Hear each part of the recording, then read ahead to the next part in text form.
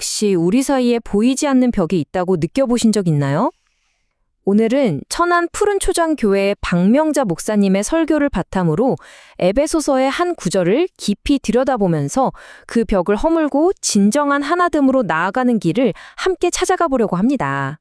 자, 그럼 사도 바울이 던지는 이 핵심적인 질문으로 한번 시작해 볼까요? 우리를 갈라놓고 또 이 세상을 분열시키는 이 수많은 벽들, 대체 어떻게 극복할 수 있을까요? 해답을 찾으려면요, 먼저 문제가 얼마나 심각했는지부터 알아야겠죠. 벽이 허물어지기 전의 세상, 그 깊은 분리와 영적인 소외 상태가 과연 어떠했는지를 먼저 들여다볼 필요가 있습니다. 그때 세상은 정말 딱 두 부류로 나뉘어 있었어요. 유대인, 그리고 이방인. 근데 이게 그냥 문화가 좀 다르다, 이런 수준이 아니었습니다. 이건 그야말로 넘을 수 없는 거대한 벽, 영적이고 사회적인 장벽 그 자체였던 거죠. 설교에서는 이방인, 즉 외부인으로 취급받던 사람들의 성태를 네 가지로 정리하는데요. 들어보면 정말 암담합니다. 그리스도 밖에 있었다는 건 길을 잃었다는 거고요. 어떤 약속도 보장받지 못했고 희망조차 품을 수 없었죠. 심지어 세상에 하나님도 없이 버려진 존재. 이건 완전한 영적 고립 상태를 말하는 겁니다. 그런데 바로 여기서 정말 극적인 반전이 일어납니다. 그러나 이제는 그리스도의 피로, 이 짧은 한 구절이 모든 것을 바꿔놓는 열쇠가 됩니다. 자, 그럼 이 모든 걸 뒤집은 결정적인 사건, 그게 뭘까요? 네, 바로 십자가입니다. 근데 십자가는요, 그냥 갈라진 틈을 이어주는 다리 정도가 아니었어요.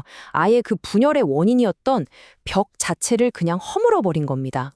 성경에서 말하는 막힌 담이라는 게 대체 뭘까요? 설교에 따르면 이건 율법처럼 사람들 사이에 적대감을 만들어내는 모든 법적, 사회적 장벽을 의미해요. 근데 놀랍게도 그리스도께서 자기 몸을 희생해서 이 장벽을 폐지해버리셨다는 겁니다. 십자가가 한 일을 보면 정말 놀라워요. 크게 세 가지로 볼 수 있는데요. 첫째, 서로 원수 같던 둘을 하나로 만드셨고요.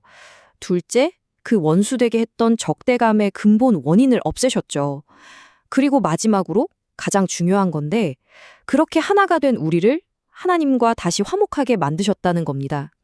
자, 그럼 벽이 무너진 그 자리에는 뭐가 생겨났을까요? 그냥 두 그룹이 어색하게 악수하고 끝? 아니에요.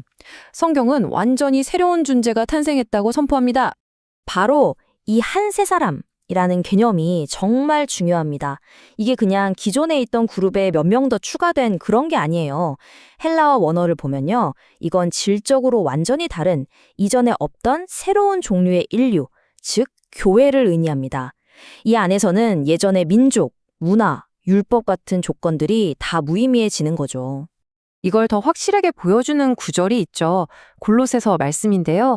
이 새로운 공동체 안에서는 헬라인이든 유대인이든 야만인이든 종이든 그런 구분이 아무 소용없다는 거예요. 오직 그리스도만이 전부가 되는 겁니다. 이렇게 완전히 새로운 존재가 되었다는 건 우리의 신분과 정체성도 완전히 바뀌었다는 뜻이겠죠? 성경은 이 변화를 아주 강력한 정치적이면서도 또 가족적인 언어로 표현하고 있습니다. 이 변화 정말 엄청나지 않나요? 과거에는 아무 권리도 없는 외인이나 나그네 신세였는데 이제는 완전한 권리를 가진 동일한 시민이 된 거예요. 심지어 거기서 그치지 않고 하나님의 가족, 권속이 되었다고 말합니다. 하나님의 가족이 되었다는 게 뭘 의미할까요? 이게 그냥 좋은 이름표 하나 받은 게 아니고요. 언제든지 하나님과 직접 교제할 수 있는 접근권이 생겼다는 뜻입니다. 덕분에 우리는 매일 그분의 은혜와 능력을 경험하며 살아갈 수 있게 된 거죠. 자, 이제 마지막으로 바울은 이 새로운 공동체가 지금도 계속해서 무언가로 되어가고 있다는 걸 보여주기 위해서 하나의 성전이 함께 지어져 가는 그림을 보여줍니다. 이 비유를 이해하려면 모퉁이돌이 뭔지 알아야 해요. 옛날에 집 지을 때 이 모퉁이돌이 딱 기준을 잡아줘서 건물 전체가 삐뚤어지지 않게 하는 가장 중요한 돌이었거든요. 예수님이 바로 그 역할을 하신다는 거죠. 그러니까 이 영적인 성전은 이런 구조인 거죠. 사도들과 선지자들이 전한 하나님의 말씀이 단단한 기초가 되고요. 예수 그리스도가 바로 그 기준점이 되는 모퉁이 둘이십니다. 그리고 그 위에 바로 우리 한 사람 한 사람이 살아있는 벽돌처럼 서로 연결되면서 함께 지어져 올라가는 거예요. 중요한 건 이건 더 이상 예루살렘에 있던 그런 돌로 만든 건물이 아니라는 점입니다. 이건 살아 숨쉬는 성전, 바로 하나님의 영이 머무시는 우리, 신자들의 공동체 그 자체인 거죠. 이 모든 놀라운 비유가 결국 우리에게 하나의 질문을 던지는 것 같아요. 우리가 바로 그 하나님의 성전이라면 오늘 나의 삶은 또 우리의 공동체는 이 거룩한 건축에 어떻게 참여하고 있을까요? 어떻게 함께 지어져 가고 있을까요? 한번 깊이 생각해보는 계기가 되었으면 좋겠습니다.